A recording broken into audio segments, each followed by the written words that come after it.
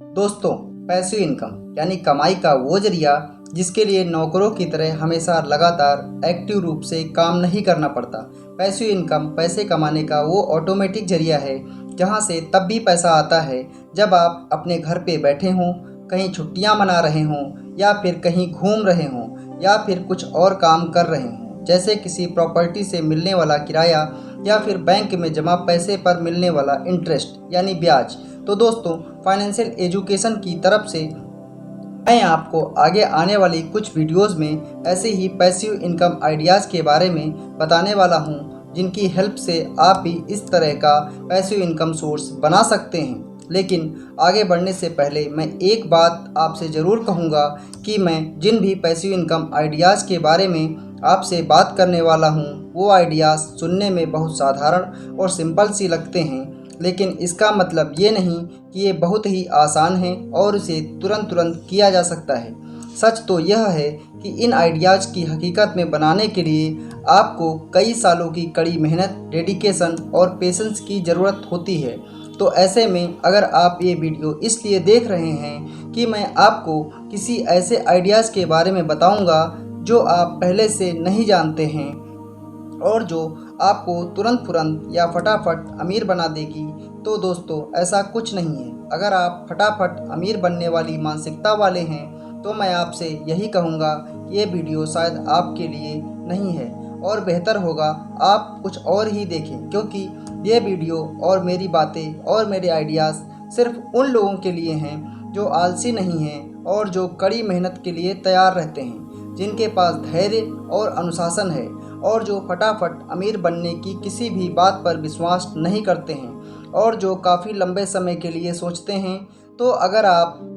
धैर्य के साथ कुछ पैसिव आइडियाज़ के बारे में अब सुनने को तैयार हैं, तो आइए आज के इस वीडियो में हम जानते हैं कि ऑफलाइन पैसे कमाने के सबसे बेस्ट तरीके के बारे में। और वो तरीका है रियल इस्टेट से रेंटल इनकम, और हिंदी में कहें तो किसी मकान, दुकान या खाली पड़ी ज़मीन या गोडाउन आदि को किराए पर देने से होने वाली इनकम। किराए से कमाया जाने वाला इनकम पैसिव इनकम कमाने का सबसे बेस्ट तरीका है, क्योंकि किराए से आप रेगुलर और एक स्टेबल इनकम कमा सकते हैं। यानी जिस तरह कोई आदमी हर महीने जॉब करके एक फिक्स सैलरी के रूप में पैसे कमा पाता है, ठीक वैसे ही आप रियल इस्टेट से हर महीने किराए के रूप में फिक्स इनकम कमा सकते हैं। बात बहुत सिंपल सी है, मकान, दुकान, एक ज़मीन किराए पर दो और किराए के रूप में पैसे कमाओ। अब आप ही बताइए, ये कोई ऐसी बात या कोई ऐसा आइडिया तो है नहीं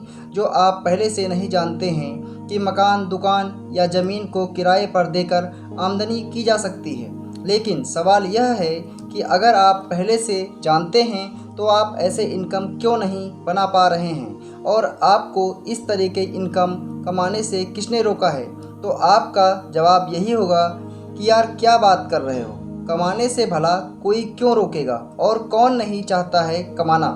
कि उसे किराए के रूप में हर महीने एक एक्स्ट्रा इनकम मिले। लेकिन सबसे बड़ी प्रॉब्लम तो यह है कि हमारे पास इतने पैसे है ही नहीं कि हम रियल इस्टेट यानी मकान, दुकान या ज़मीन खरीदें और उसे किराए पर दे सकें। और दूसरी प्रॉब्लम यह है कि हमारे दादाजी और हमारे पिताजी ने ऐसी कोई प्रॉपर्टी नहीं बनाई है जो हम किराए पर दे सकें। तो दोस्तों, अगर आपकी पहली प्रॉब्लम की बात करें तो यह सच है कि रियल इस्टेट यानी मकान, दुकान या ज़मीन खरीदने के लिए एक साथ बहुत सारे पैसों की ज़रूरत होती है और आम आदमी के पास इतने पैसे नहीं होते हैं। लेकिन यह भी सच है कि अगर आदमी चाहे तो कुछ भी कर सकता है, और आज अगर आप शुरुआत कर दें तो हो सकता है कि आने वाले 10 साल, 15 साल, 20 साल या 25 साल, लेकिन अगर आप बचत और निवेश का सहारा लेते हैं तो अगले कुछ सालों में ज़रूर ऐसी प्रॉपर्टी बना सकते हैं। ज़रूरत इस बात की है कि आप बड़ा सोचिए, दूर की सोचिए और काम शुरू करिए, सब कुछ संभव है। दोस्तों, अब ज़रा आप इस बात पर भी गौर करें और ध्यान से सोचें, मन से सोचें। आपसे कहना चाहता हूँ, आपके लिए या हमारे लिए कितना अच्छा होता हमारे पिताजी या दादाजी ने ऐसी कोई मकान, दुकान या संपत्ति बनाई होती जिसे हम किराए पर दे देते और हर महीने बिना कुछ किए हमें किराए के रूप में आमदनी मिलती रहती, और फिर तब शायद हम आज जो लाइफ जी रहे हैं उससे काफ़ी बेहतर लाइफ जी सकते थे। लेकिन यहाँ पर एक सवाल ये आता है कि हमारे पिताजी या हमारे दादाजी ने ऐसी कोई संपत्ति नहीं बनाई। क्या उन्हें ये बात पता नहीं थी? तो इसका जवाब है, उन्हें इस बेसिक आइडियाज़ के बारे में ज़रूर पता था,